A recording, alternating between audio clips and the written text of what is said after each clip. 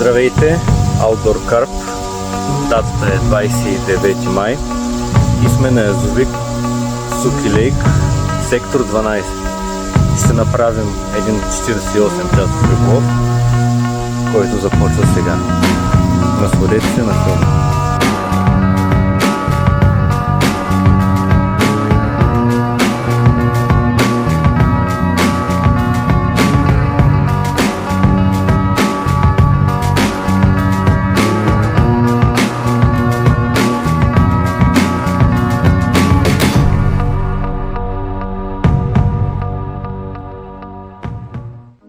Добре, въриците са вкарани и вече ще чакаме първите рибки. Захранихме петното и чакаме другия колега от Outdoor Carp да се появи и така, останете да видим какво ще стане.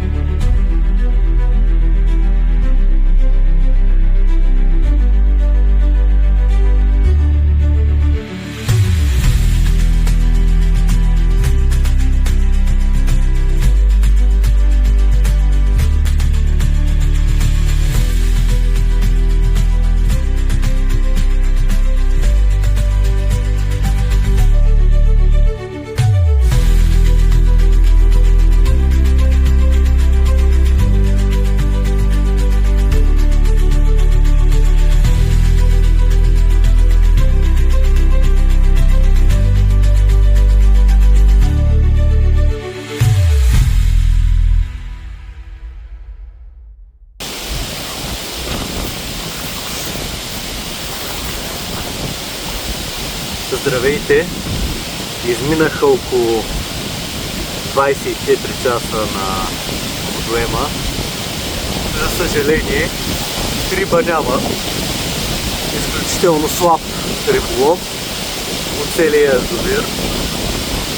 За всички сектори в рамките на този ден и нощта да има извадени 2-3 риби. В момента най-вероятно чувате, че е доста силен вятъра и вчера беше такъв ден. Изключително ниска активност.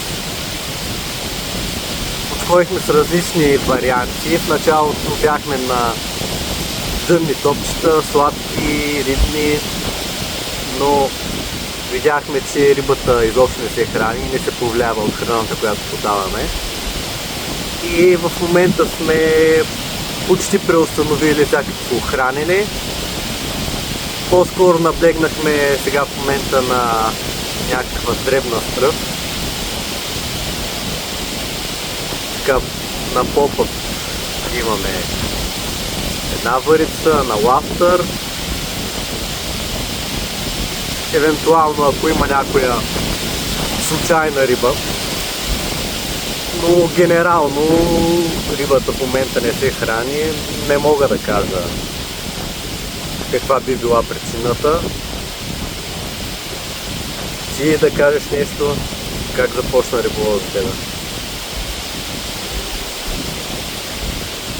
Пробвахме на косъм, пробвахме фидер една варица, няколко варианта на захранка. За момента и това не дава резултат, като по-бърз метод евентуално. Така че риболова е слаб. Общо взето наблягаме на кебабчетата и кюфтетата. Когато няма риба, единственото, което ни остава е това, което да наблягаме.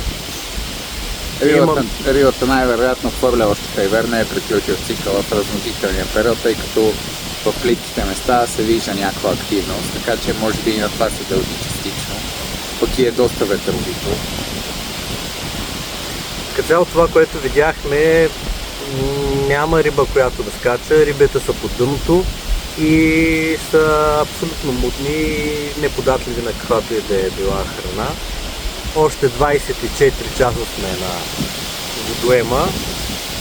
Надяваме се по някакъв начин да има някакво раздвижване, ако не, тук сме пак на язовира.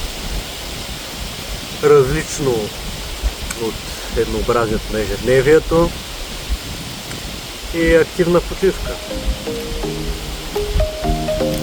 Това е за сега.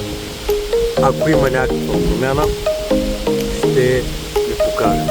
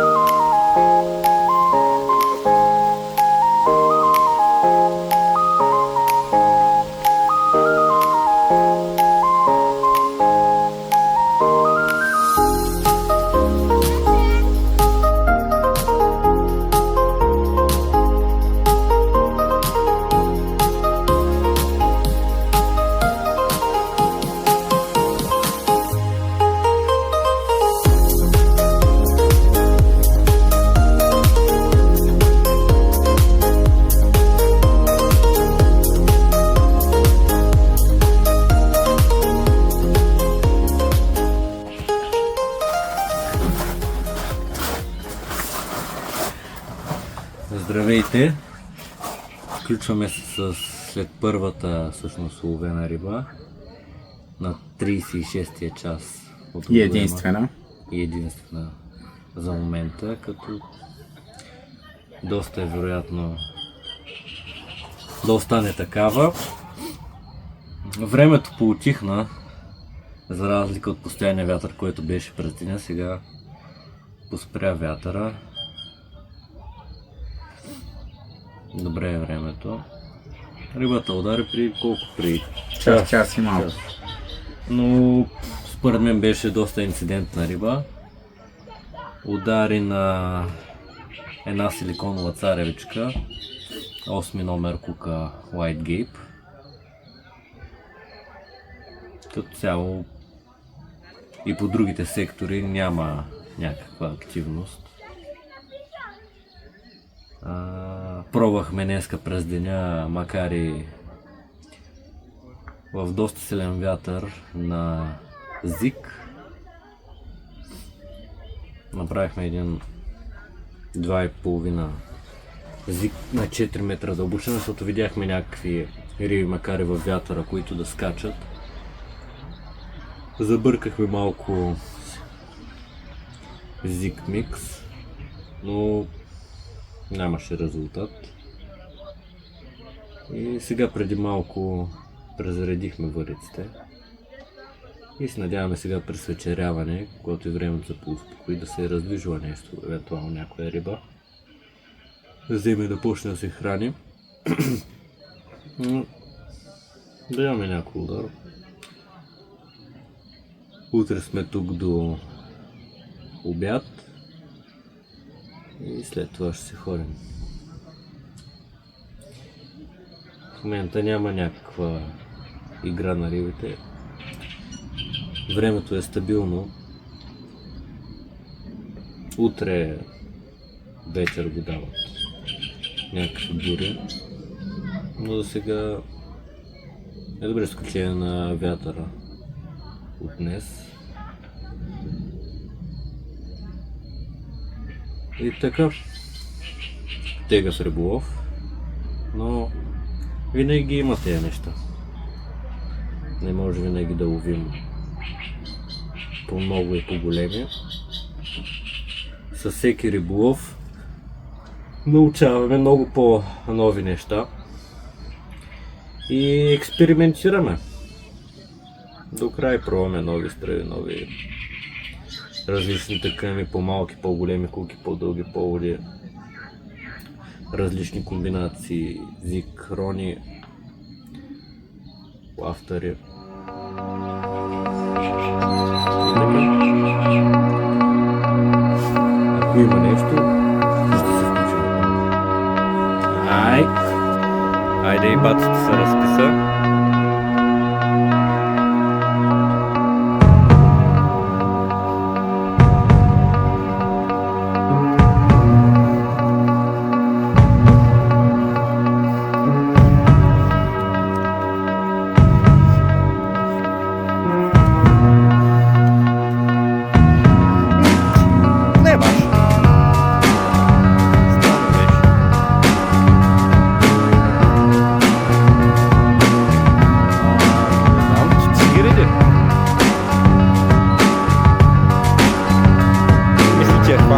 Или двойна.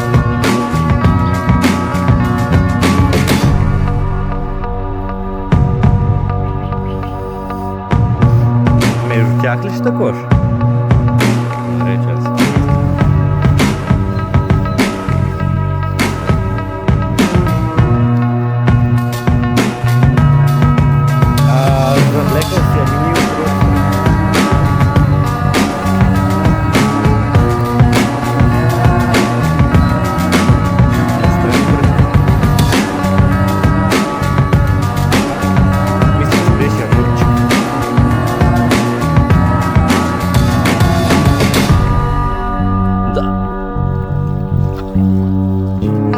Амурчик. Ето го и колегата с едно амурче, 11 кг. Кажи на какво ударя? Удари на Red Storm, ПВА и топче. Амура да гледам тук. Правим една снимки и го пускаме.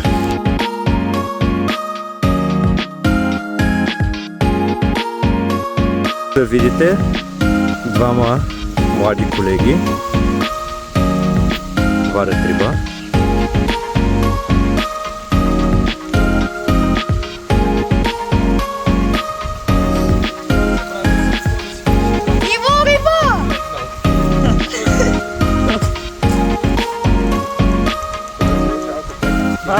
Careful, papa.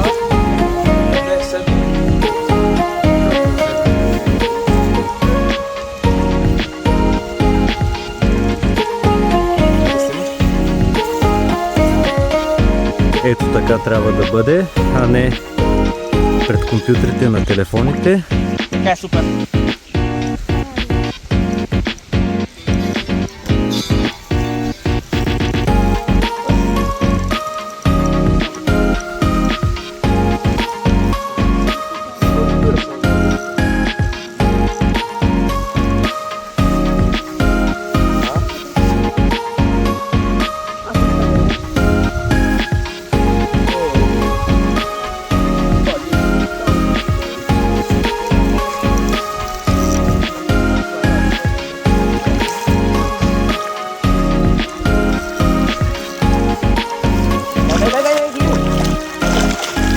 Браво!